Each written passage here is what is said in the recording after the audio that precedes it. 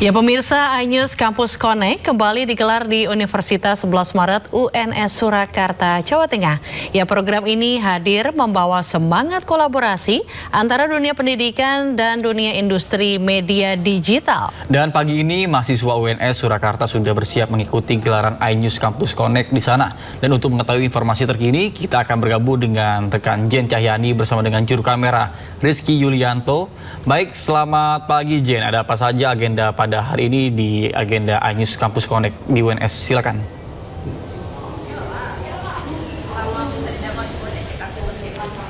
Ya, baik Ayu, Nata dan juga pemirsa. Betul sekali, hari ini kembali digelar acara iNews Kampus Connect di Universitas 11 Maret Surakarta, di mana ini akan menjadi kolaborasi antara iNews Media Group dan juga kreativitas mahasiswa-mahasiswa di UNS atau Universitas 11 Maret. Kalau saya pantau di hari kemarin, ini memang antusiasnya sangat luar biasa dari mahasiswa yang datang ke iNews Kampus Connect ini, tepatnya di gedung Fakultas Ekonomi dan Bisnis di Universitas 11 Maret, di mana tidak hanya satu acara saja di sini, Ayu, Nata dan juga pemirsa. Jadi ada talk show, kemudian ada di bagian luar ya, kemudian ada bazar kreativitas dari mahasiswa UNS itu sendiri, kemudian ada music zone, kemudian bazar makanan. Jadi banyak sekali acara yang diadakan di sini sehingga antusias mahasiswa untuk datang ke sini ini sangat tinggi. Dan selain itu yang paling penting, di mana ini akan menjadi kolaborasi antara iNews Media Group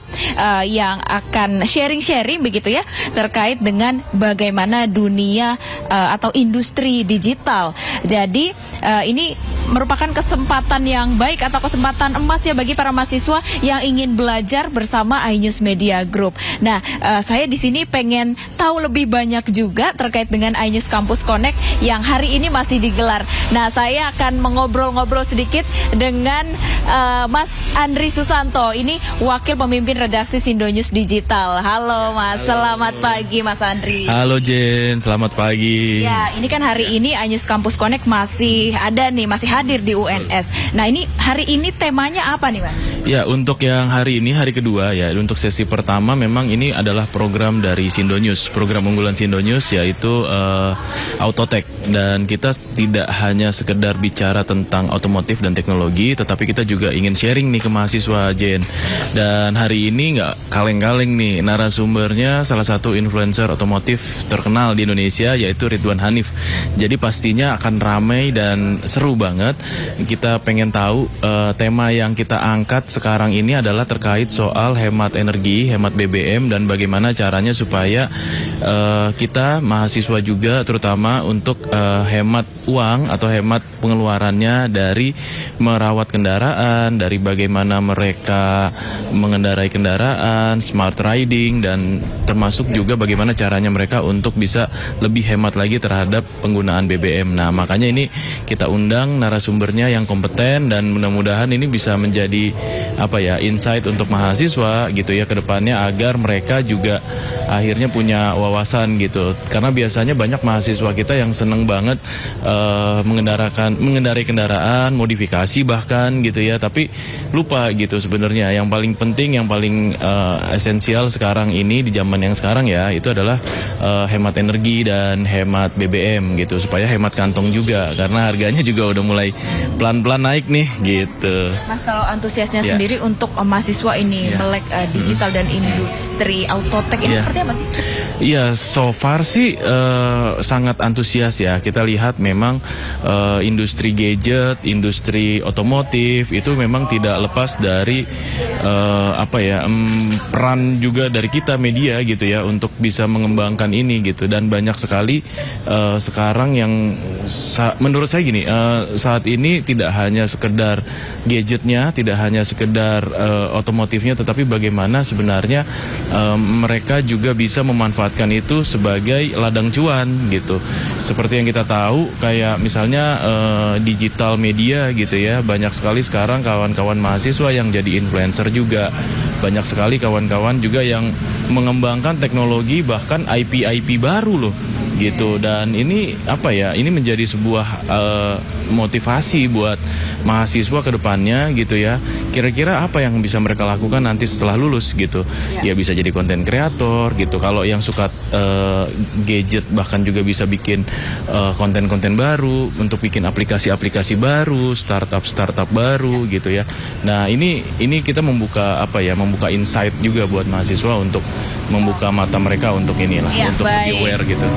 Ya, baik. Ya, terima kasih banyak Mas Andri. Ini saya juga tidak sabar untuk menantikan acara hari ini.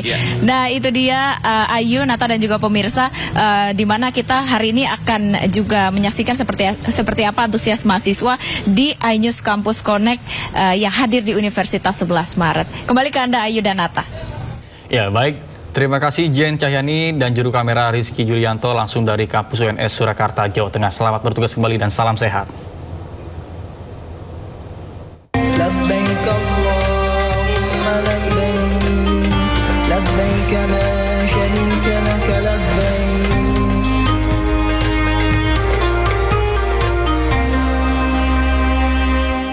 Ya, sepekan sebelum puncak ibadah haji, sebanyak 92% jemaah sudah tiba di Mekah, Arab Saudi. Jemaah diimbau untuk mengurangi ibadah sunnah dan diminta tidak melakukan city tour agar fisik bisa tetap prima untuk mengikuti rangkaian puncak ibadah haji.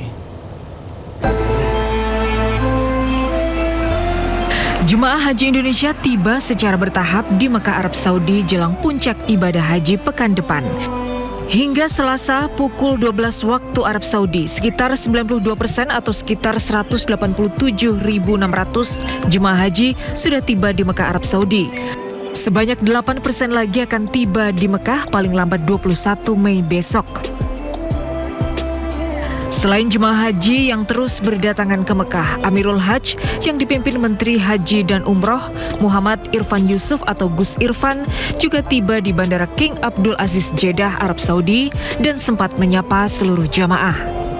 Jelang rangkaian puncak ibadah haji, Kemenhaj mengimbau jemaah untuk mengurangi umroh sunnah dan city tour serta fokus menjaga kesehatan agar fisik prima saat mengikuti rangkaian puncak ibadah haji atau Armusna pekan depan.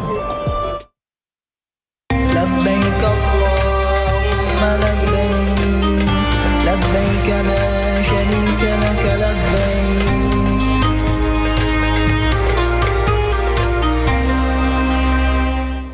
Melemahnya rupiah terhadap dolar Amerika Serikat berdampak pada produsen tempe di Margahayu, Bekasi Timur, Kota Bekasi, Jawa Barat. Harga kedelai sebagai bahan baku tempe kini kembali naik menjadi Rp10.200 per kilogram dari sebelumnya Rp9.500 per kilogram. Guna cegah kerugian dan juga produksi tetap berjalan, para produsen tempe terpaksa memperkecil ukuran dagangannya. Dalam sehari, para produsen mampu memproduksi sekitar 100 kg tempe.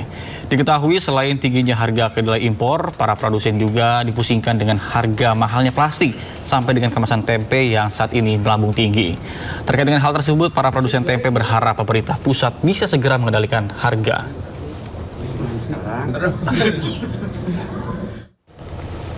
Ya pemirsa, untuk mengetahui kebutuhan pokok apa saja yang kini sudah mengalami kenaikan, saat ini sudah terhubung dengan rekan kita Selena Yahya yang kini berada di Pasar Senen, Jakarta Pusat.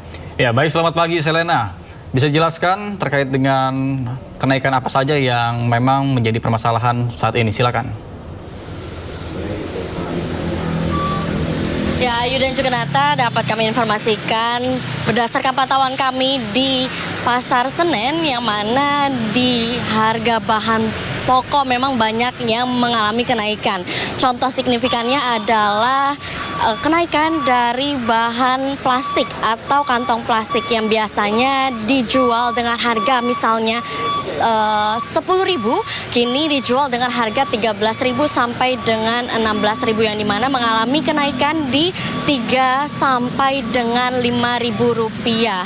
Yang dimana ini menjadi kecemasan bagi para pedagang yang hendak membungkus dagangannya, di mana tentunya akan mengalami kenaikan harga biaya operasional untuk membungkus bahan dagangannya. Seperti di belakang saya ini pemirsa, di sini ada cup yang biasa dijual dengan harga 10.000, kini dijual dengan harga 13 sampai dengan 15.000 yang dimana memang bervariatif.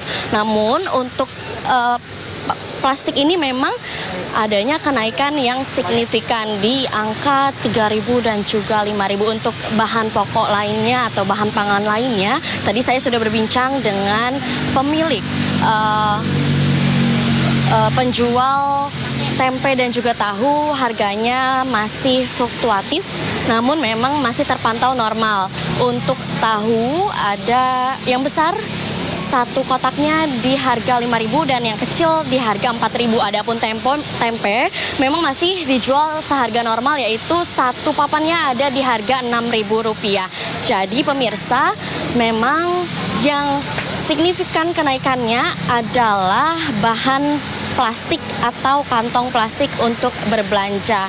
Maka dari itu masyarakat dan juga pedagang banyak yang mengeluhkan hal tersebut dan berharap agar pemerintah dapat segera menstabilkan harga bahan pangan dan juga bahan pokok yang ada di pasar agar tidak terus meningkat. Begitu Ayu dan juga Nata. Ya baik, terima kasih Selena melaporkan langsung dari kawasan Senen, Jakarta Pusat. Selamat bertugas kembali dan salam sehat. Ya pemirsa, menjelang puncak ibadah haji di Armusna, pemerintah menyiapkan skema logistik khusus berupa paket makanan siap saji untuk jemaah Indonesia. Dan pemirsa, mohon maaf ini ada kesalahan teknis di mana kita harus akhiri Sindo Today hari ini ya, Nata. Dan pemirsa, usai sudah Sindo Today hari ini, dan jangan lupa Anda bisa mendapatkan informasi terkini dan terbaru di kanal YouTube Sindo News dan atau melalui portal yang menghadirkan berita daerah, berita nasional dan berita internasional di sindonews.com. Mewakili kerabat kerja yang bertugas, saya Raditya Ayu dan Senata Arman pamit undur diri. Terima kasih dan